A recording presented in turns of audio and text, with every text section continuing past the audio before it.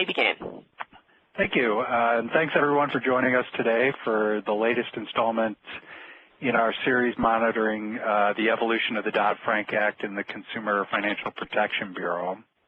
My name is Marty Bishop. I'm the Vice Chair of Foley and Lardner's Consumer Financial Services practice and a partner in the Chicago office. This installment is entitled Avoiding the Bureau's Crosshairs, Understanding UDAP and Strategic Management of the Risk. The unfair and deceptive or abusive acts or practices provisions of the Dodd-Frank Act, UDAP for short as we're calling it, are top priority for the Bureau as we see it, and as a result for some of the other regulators out there as well. UDAP poses a complex and potentially costly compliance and risk management threat to consumer financial institutions across the country. And we'll devote today's presentation to exploring the law's many challenges in terms of managing risk. I'll be joined by my partner, friend, and colleague, Mike Lueder, in our Milwaukee office. Mike chairs our Consumer Financial Services practice. And before I turn it over to Mike, a couple of instructions for everyone listening. Many of you prefer to print out a hard copy of the PowerPoint presentation and use it for note-taking. You can print it out by clicking on the printer icon toward the right-hand end of the bottom border of the screen. You can also submit questions to us via email using the Q&A function on the top of your screen, and we'll address those at the end of the program, time permitting. So if everyone's ready, let's get started, and I'll turn control over to Mike. Thank you, Marty. Welcome, everyone. This is something that Marty and I have spent a lot of time on, and we've, as we'll point out a little bit later, read lots of cases about this, and one thing that I think we've concluded is that UDAP is a smell test, and its purpose is designed to ferret out fairness. And the question, of course, becomes fairness to whom, fairness is judged by whom, and what is fairness? These are all good questions that highlight the difficulty of the entire exercise at hand. Does fairness mean equal outcomes, equitable treatment, comparable opportunities, and absence of predictive bias? We'll explore these concepts over the next hour or so. But first, let's take a look at what the statute itself says. And we're talking here, of course, about the Consumer Financial Protection Act component of the Dodd-Frank Act. Section 1031 of Dodd-Frank empowers the Bureau to prevent a covered person or service provider from committing or engaging in an unfair, deceptive, or abusive act or practice under federal law in connection with any transaction with a consumer for a financial product or service or the offering of a consumer financial product or service. One way to conceptualize UDAP and its component parts, unfairness, deception, abuse, is to view them as overlapping and symbiotic. Courts and regulators tend to blend all of these concepts together at some level, and we'll talk about that and the importance of that in a little bit. We'll also try to distinguish these concepts from each other, but first let's conceptualize UDAP in another way. At the most basic level, UDAP is Dodd-Frank's prohibition of unfair, deceptive, and abusive acts or practices. UDAP, that acronym with two A's, follows the tradition of the FTC, or the Fair Trade Commission's acts, UDAP with a single A, but adds an additional concept, that concept being abusive, and that's where we get the extra A in the acronym. With one notable exception that Marty's going to discuss, all we really know about Dodd-Frank's UDAP right now is what is in the statute. There are no rules, there's no regulatory guidance yet. As I mentioned, UDAP is really directed at fairness. When we talk about UDAP here, we're mostly talking about it generically. And what I mean by that is that federal laws and regulations like the FTC Act and Reg AA and Dodd-Frank and the so-called little or mini FTC acts that various states have all use similar concepts. They borrow from each other. They feed off each other. One view is that this is all really just one big body of law.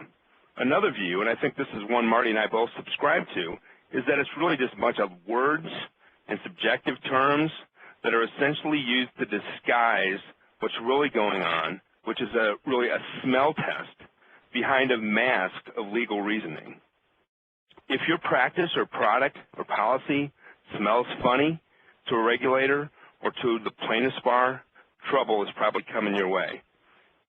Any lawyer worth their salt can exert just a little bit of effort to make a colorable argument that something that your bank or financial institution offers to its consumers is in some way unfair or deceptive or abusive.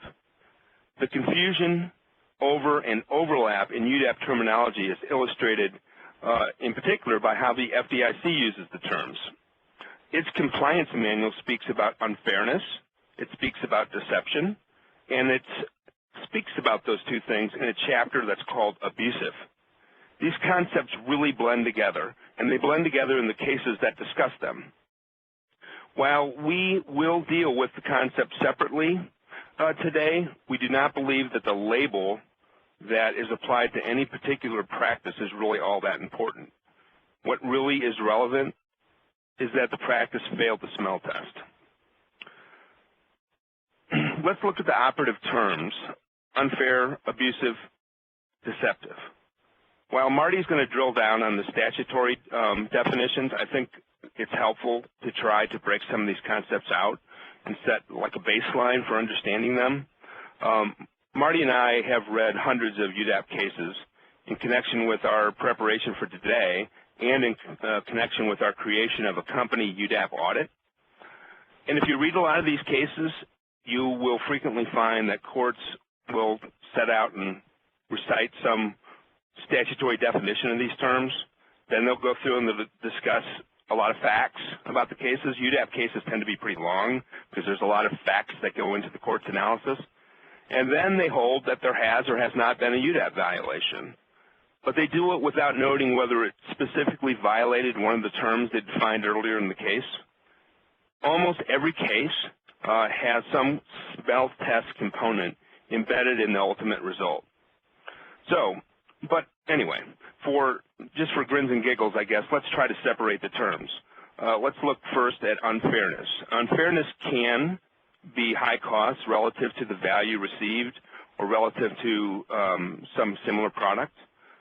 More generally and really circularly, unfairness can be a product or service that offends some general or common standard of fairness.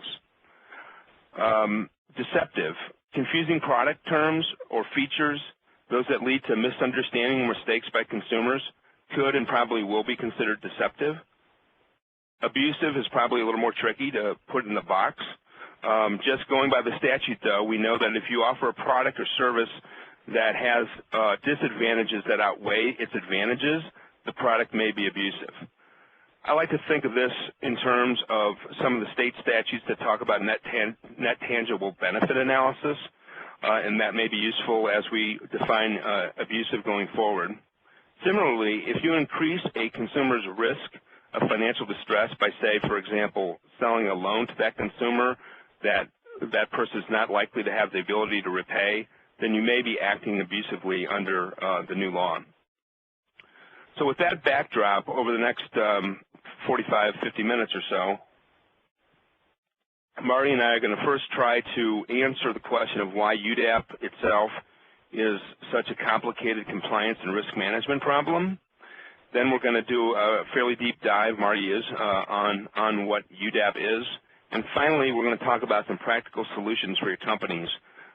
We have 12 good ideas, I think, which we'll give you at the end of the presentation that will help you go a long way towards making sure your financial institution or bank is on the road to UDAP compliance.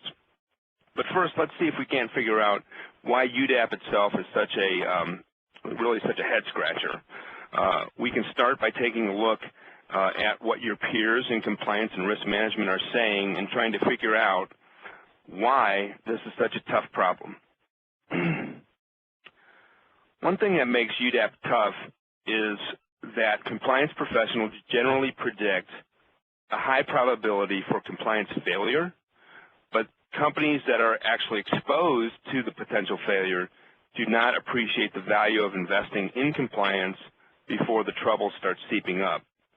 Earlier this year, PricewaterhouseCoopers and Compliance Week surveyed senior compliance executives at over 100 companies and uncovered some very interesting things. Of particular relevance to us are these two questions on this slide. 48% of survey respondents believe that there is a high or very high chance of compliance failure at their company. Nonetheless, 68% of those surveys do not attempt to demonstrate the return on investment for their compliance efforts. A full 38% do not even attempt to measure the effectiveness of their compliance program. So you can see there's some tension here. A demonstrated and real concern of failure, but a lack of meaningful attempt to show others that compliance efforts can reach and impact the bottom line, and even more importantly, avoid a failure of compliance altogether. There's really three principal reasons for this as we see it.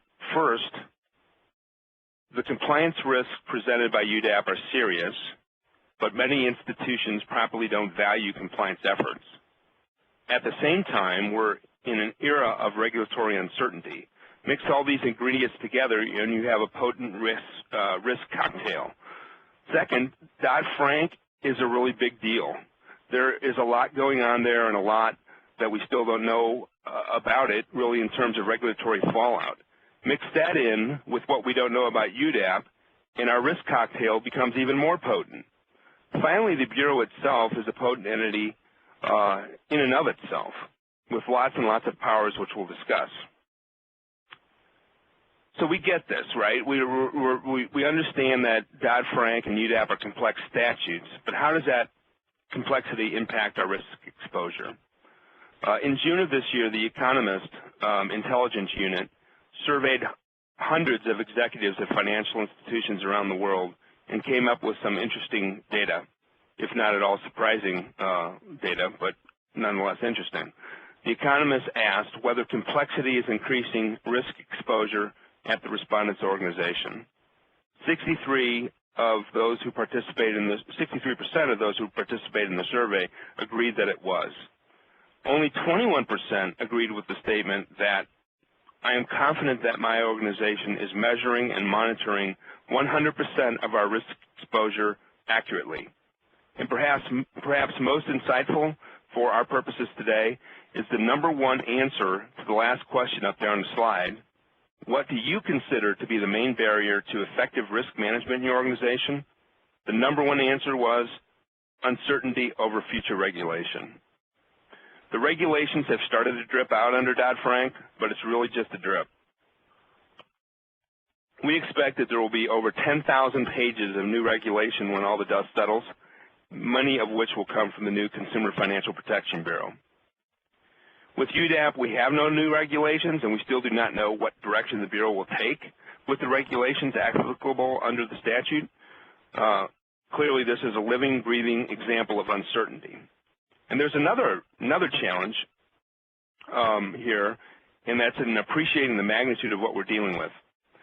Think back over the past 100 years. Many of you on the phone call are experts on some of the various statutes that we'll talk about as comparators. But think back over the last 100 years at the legislation that's had a significant impact on the banking and financial services industry and really on what you do on a day-to-day basis. First, you have the Federal Reserve Act. Created in 1913, it was 31 pages long. Glass-Steagall, the Banking Act, created in 1933, 37 pages long.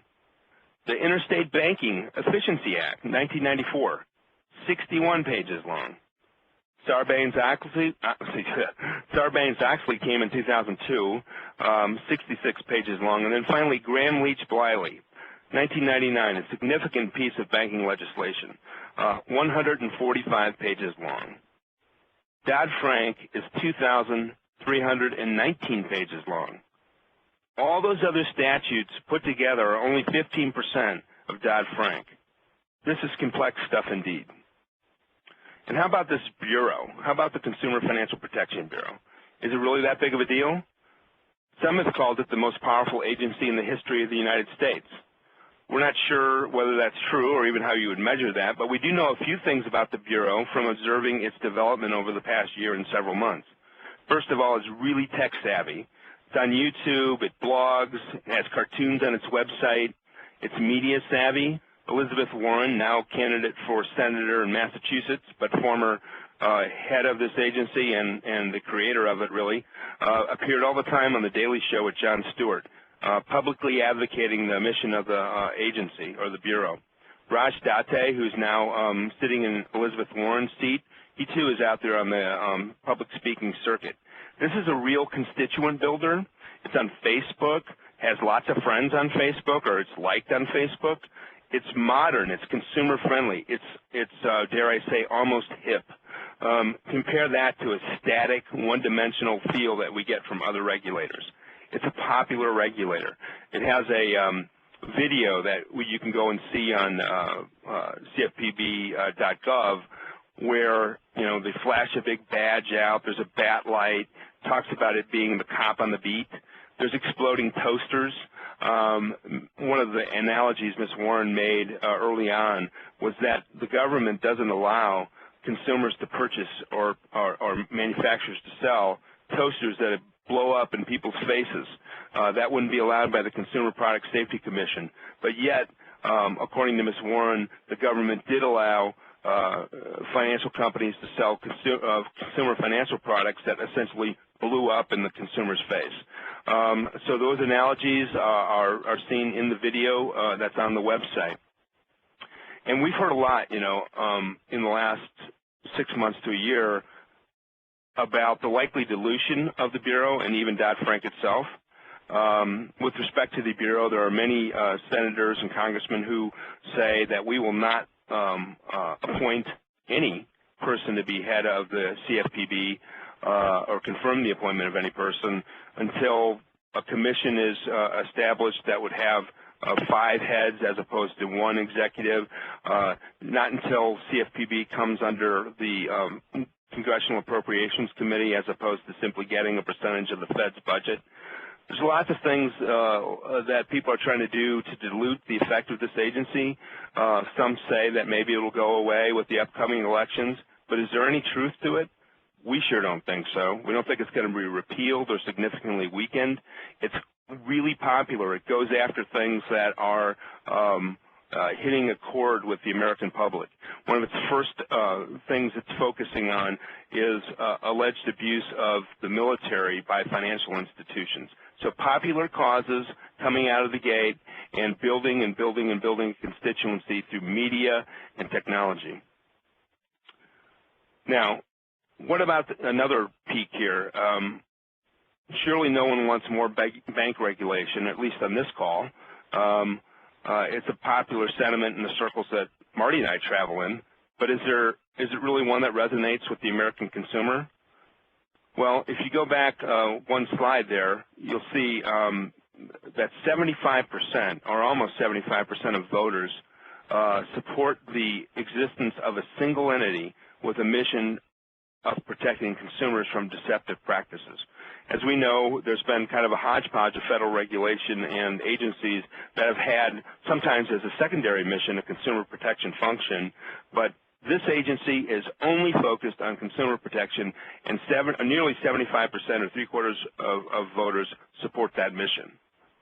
Next, we have a survey that was taken a little over a year ago by USA Today asking people whether they supported increased governmental regulation of banks and financial institutions. 61% of people approved of that. So based on all this, we don't think that the CFPB or the Consumer Financial Protection Act is going away anytime soon. So given all that, let's take stock of where we are before we embark on a really deep dive of UDAP. Compliance with complex issues like UDAP present very real risks to banks and financial services companies. Dodd-Frank and the Bureau are really game changers. Complex laws will be followed by complex regulations implemented by a new, powerful, and popular regulator that carries a badge and is tasked only with protecting consumers from the financial services industry. The Bureau's singular focus is on consumer finance and the inherent vagaries of UDAP lead people like me and Marty to believe that UDAP will become the primary tool of the Bureau going forward. So what is it?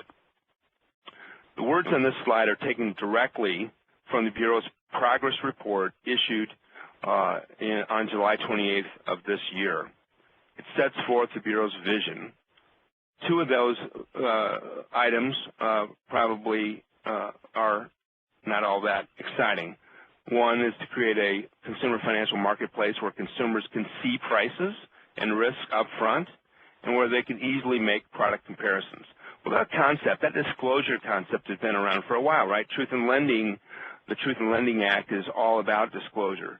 Another idea is that we want a consumer finance marketplace that works for American consumers, responsible providers, and the economy as a whole. Note they're talking about responsible providers, saying basically that if you're an irresponsible provider or someone who is violating the law, life isn't going to be very pleasant for you. But the second mission here, the consumer financial marketplace in which no one can build a business model around unfairness, deception, or abuse. That is a core vision of the agency, and that's what our presentation is all about. Another way to look at UDAP is in terms of the risk it presents to your enterprise. We view UDAP risk in the form of a triangle with consumers, your customers at the top. If your consumers believe or perceive that your products are unfair or abusive or deceptive to them, you're likely to lose them, and of course loss of consumers means loss of revenue.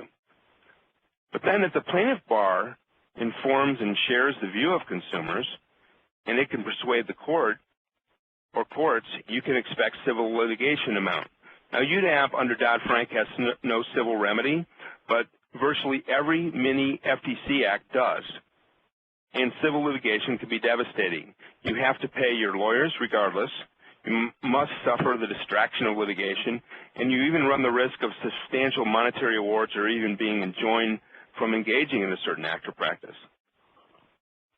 The accusations of an unfair, deceptive, or abusive act or practice, regardless of the outcome, can sometimes be also devastating from a PR perspective in and of itself. This is why preventative action is key, and that is also why the regulatory risks are so important. So let's talk about, really what the regulatory risks are. In addition to the distraction and the cost of managing a regulatory inquiry, the powers available to the Bureau to enforce UDAP are really significant.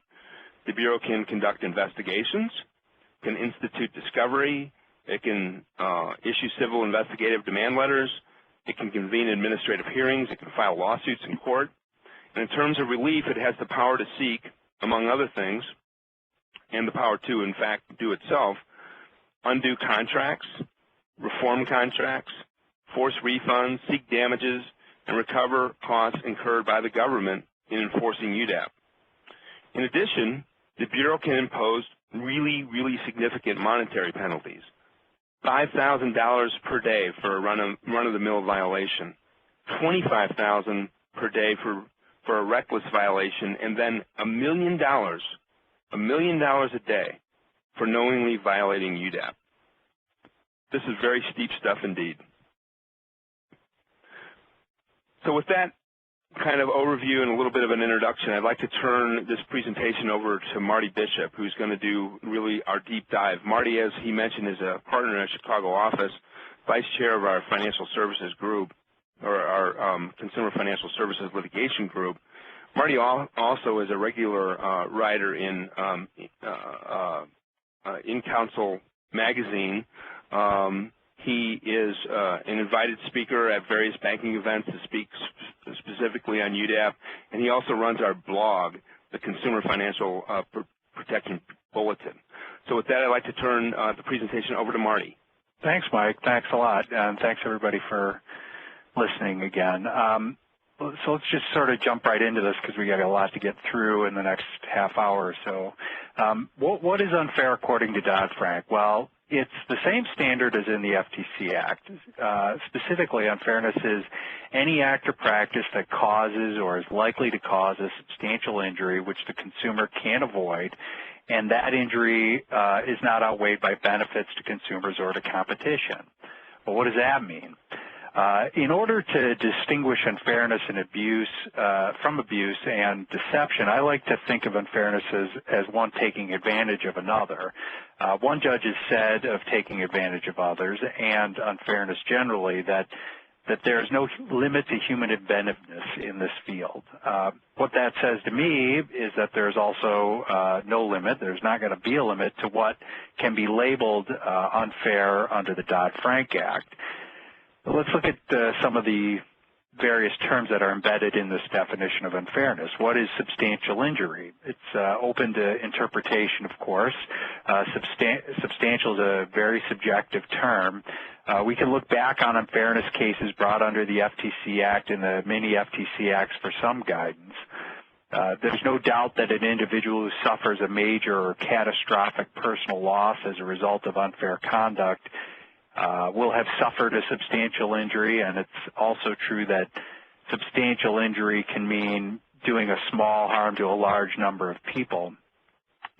Courts have also found substantial injury where the conduct at issue simply raises a significant risk of concrete harm. So it can be much less than you might expect of what a substantial injury to be. How about reasonably avoidable? What does that mean? When courts attempt to determine whether a consumer's harm is reasonably avoidable, they look at whether a consumer had a free and informed choice. A quick real-life example. In 2009, the FTC brought suit against a company called Q-Checks. Q-Checks' business model was to create and deliver unverified checks at the direction of registered users, and all this business was conducted through an internet portal. As it turns out, Q-Checks wasn't all that good at protecting against fraud and became inundated with complaints about funds being drawn on accounts without any authorization. And the victims of the fraudsters who abused Q-Checks included, believe it or not, the FTC, among other prominent federal and state governmental institutions.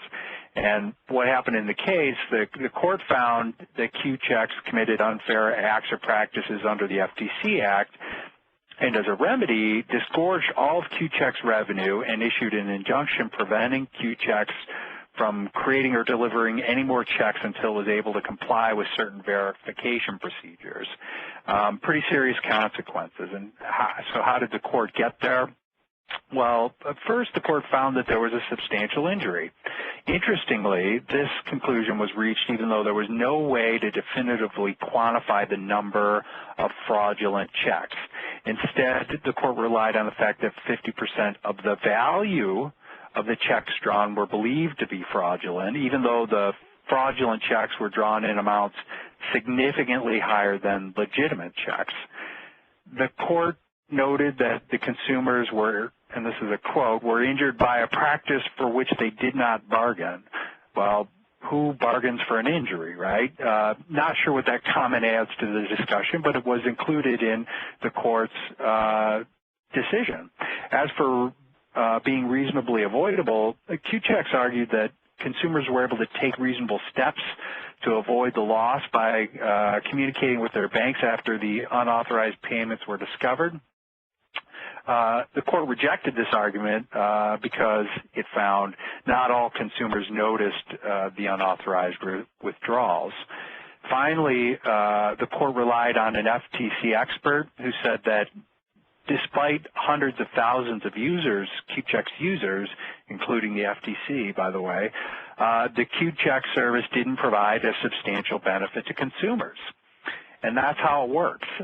Plainly, in this instance, we don't want to encourage companies to leave their consumers open to fraud, but, I ask the question, is this really a case of unfairness, or is it just an expression of the smell test that Michael was alluding to earlier?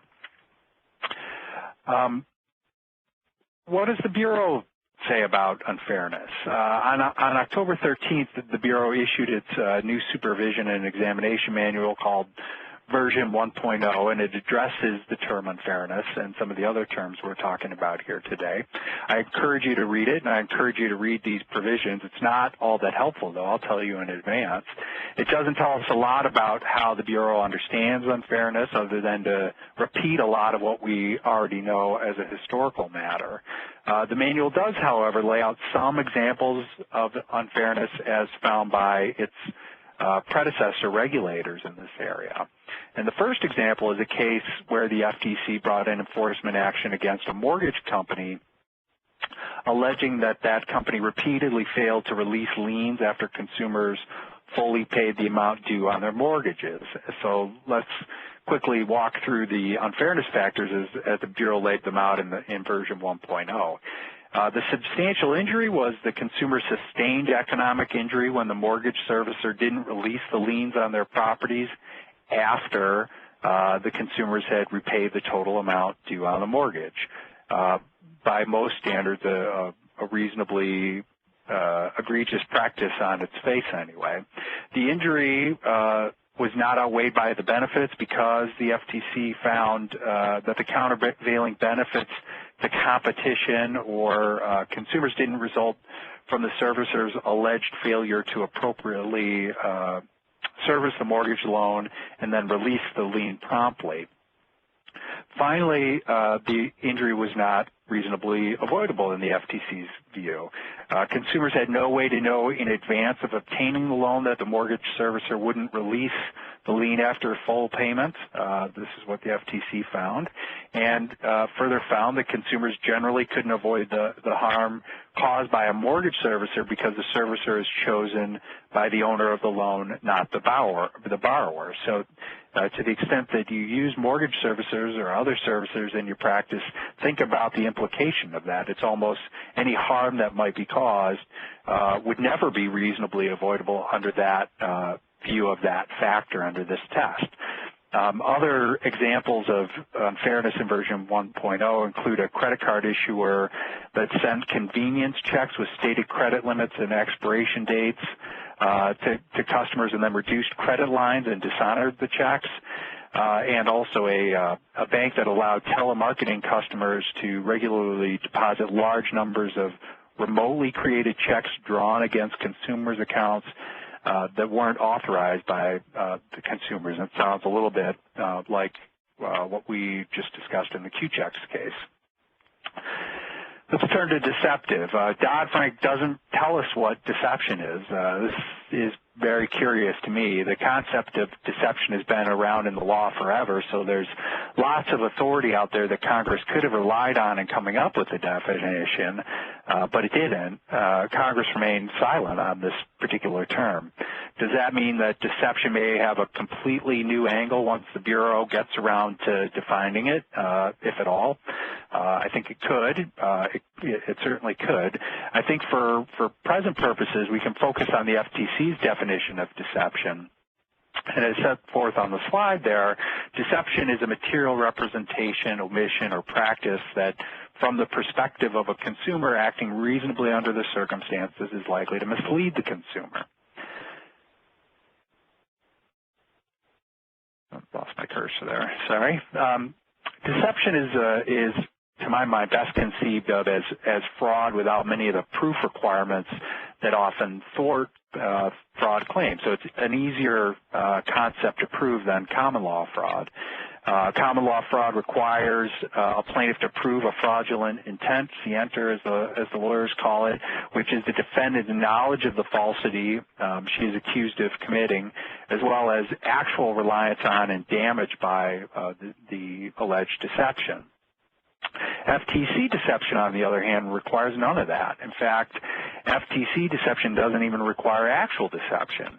All that is required is proof that a practice is likely to deceive even a significant minority of consumers. I think it's fair to say that the essence of deception under the FTC Act is not something like evil intent or negligent behavior, but rather misleading a consumer by words, silence, action, even inaction. Notably, I think under the FTC's formulation of deception, good faith efforts on the part of a merchant, for example, are irrelevant if the conduct in question deceives or is likely to deceive. So good faith isn't a defense at all. How do these long-standing concepts of unfairness and deception play out? I'd like to just look at a relevant example. In 2009, Richard Cordray, then Attorney General and the current nominee to be the Bureau's first director, filed a series of lawsuits against mortgage servicers asserting numerous claims, not the least of which were violations of Ohio's UDAP statute. Mr. Cordray, on behalf of the people of Ohio, was unhappy with things like the servicer's alleged inability to communicate meaningfully with customers, the provision of inadequate and inefficient customer service, and the failure to respond or timely respond to borrowers' requests for assistance. Those are claims lifted right from the actual complaints. Importantly, I think at the time the complaints were filed, there was nothing in any applicable state or federal banking or lending statute or regulation that addressed these issues in a mortgage servicing context.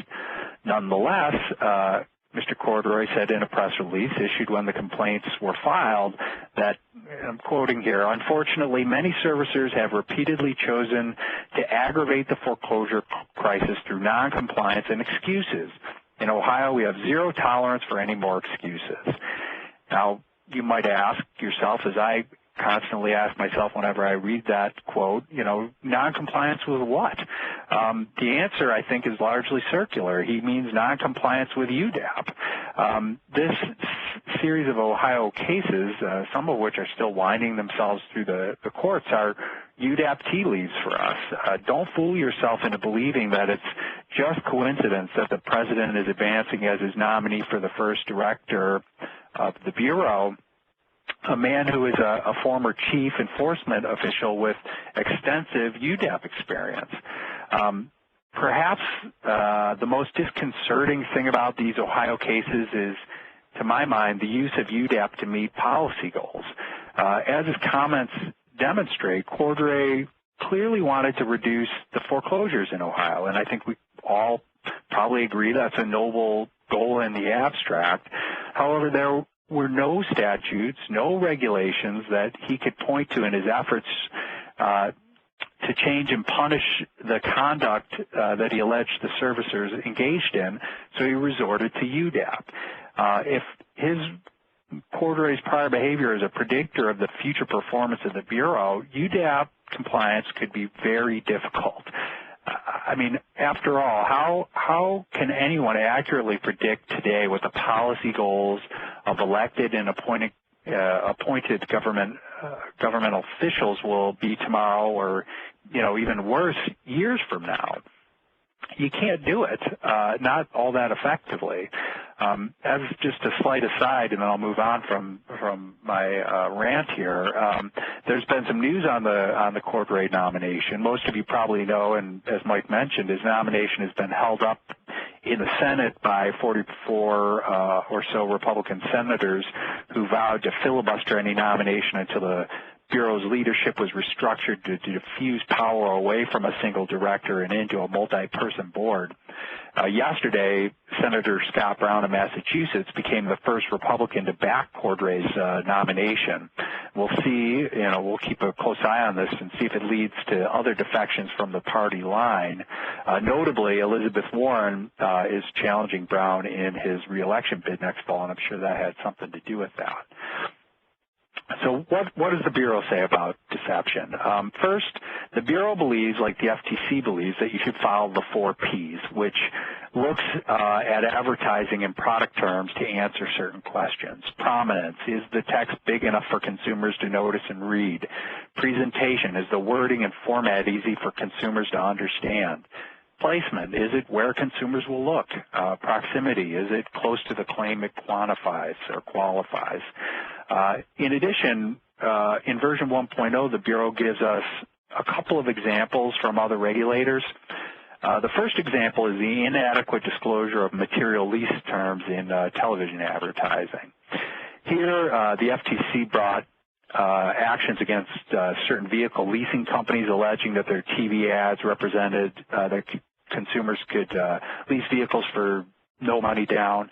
And what the FTC alleged was that there was and this will resonate with most of you because we've all seen these commercials, the FTC alleged that there was a blur of unreadable fine print that flashed on the screen at the end of the advertisement, which disclosed that instead of not being a no money down situation, there were costs of at least $1,000. The case was settled, and it was settled in a way that prohibited these companies from misrepresenting the amount consumers have to pay when signing the lease.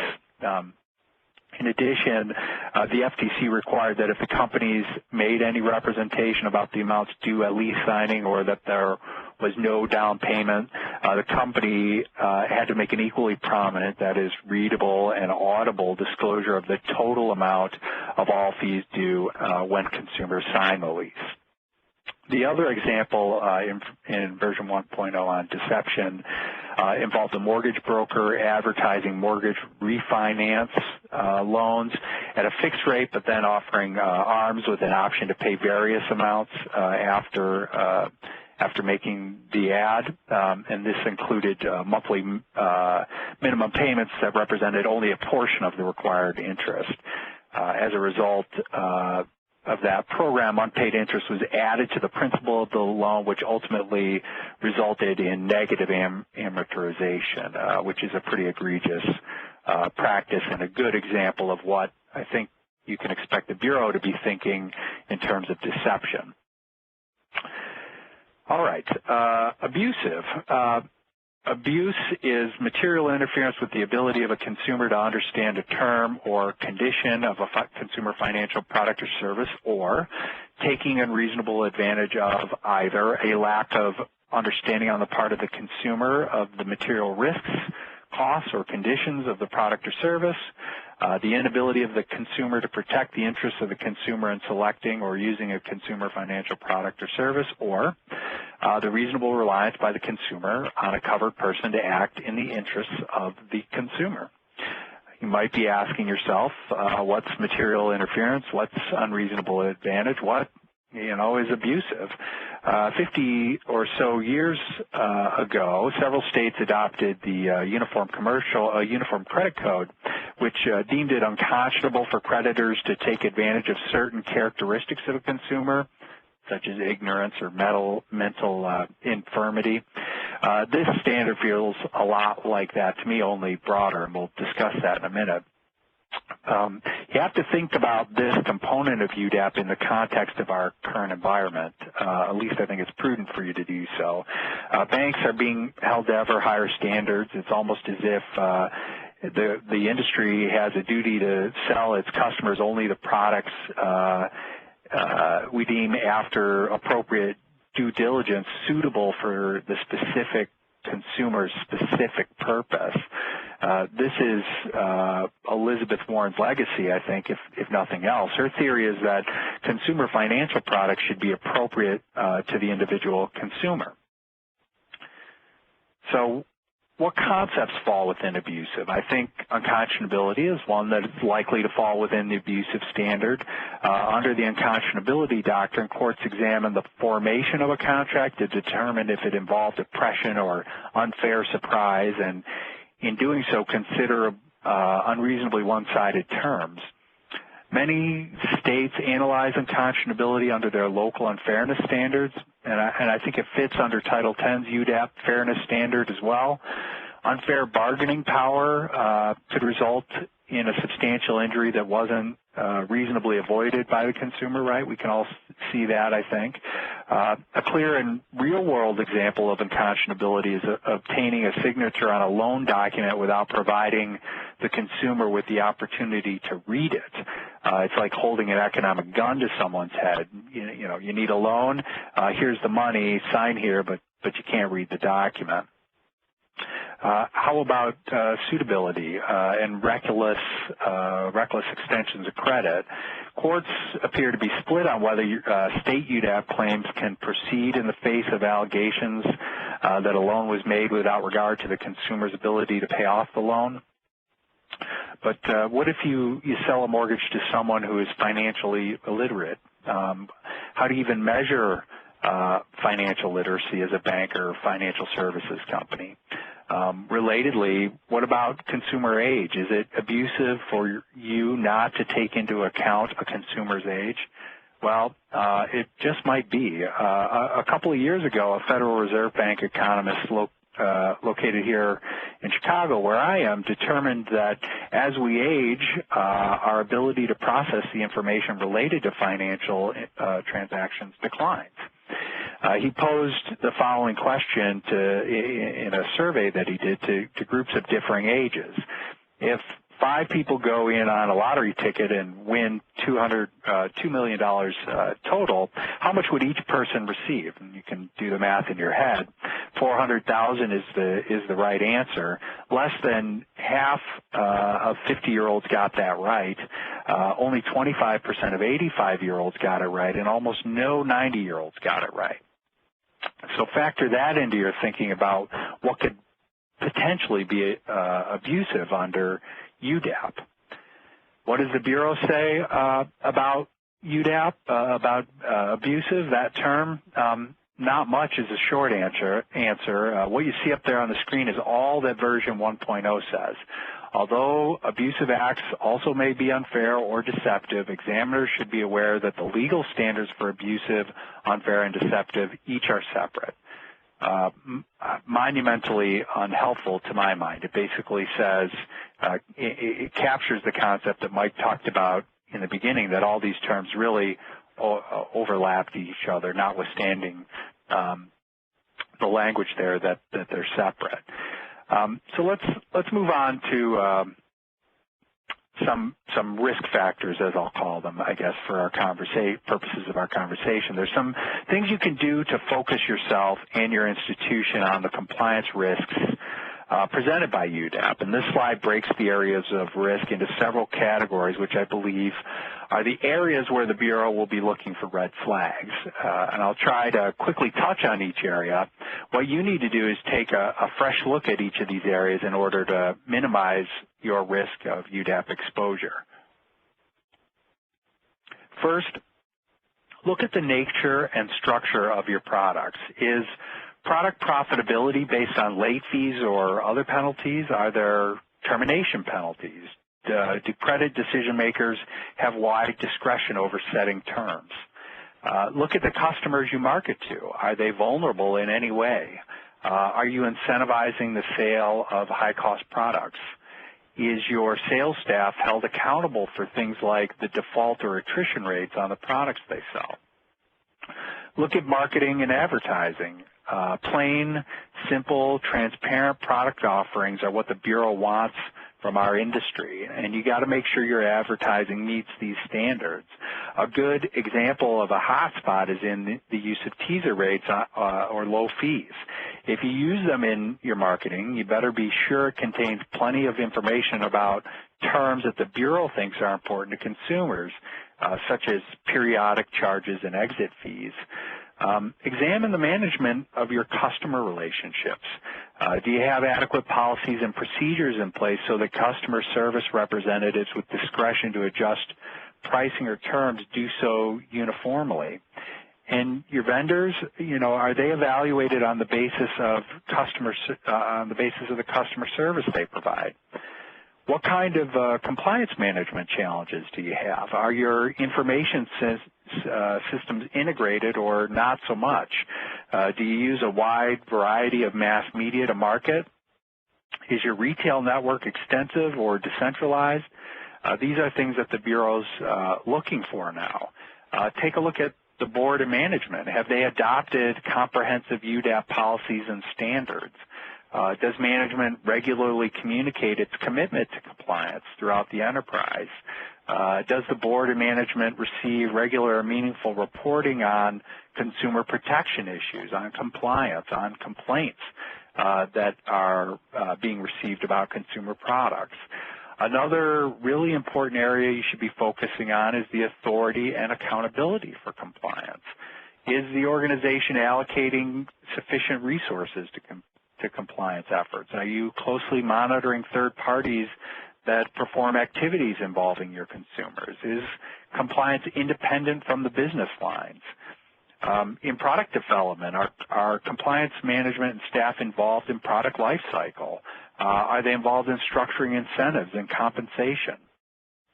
In evaluating training programs, is training regular and comprehensive? Does it encourage all employees in the enterprise to take responsibility for consumer compliance and to identify and correct issues where appropriate? Finally, do you have adequate consumer complaint management systems? Do you track all types of complaints, including those that can be found through more informal channels like the Internet? Do you track the time from complaint to resolution? This harkens back to the Ohio cases that I talked about a few minutes ago. Do you resolve complaints without the intervention of third parties like your regulator or the Better Business Bureau? The more you identify, focus on, and eliminate these sorts of risks, the less likely you'll have issues with the Bureau on UDAP. So let's quickly move on and look at some possible solutions here to manage the risk. The first couple of suggestions are perhaps the most difficult because they require buy-in and support at the institutional level.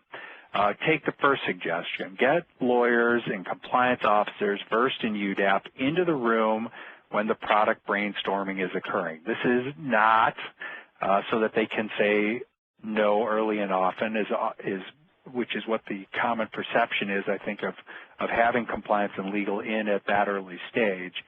This is so the risk managers can better understand what goes on during development and help the business lines make adjustments early before they reach a point where it becomes really difficult to make adjustments.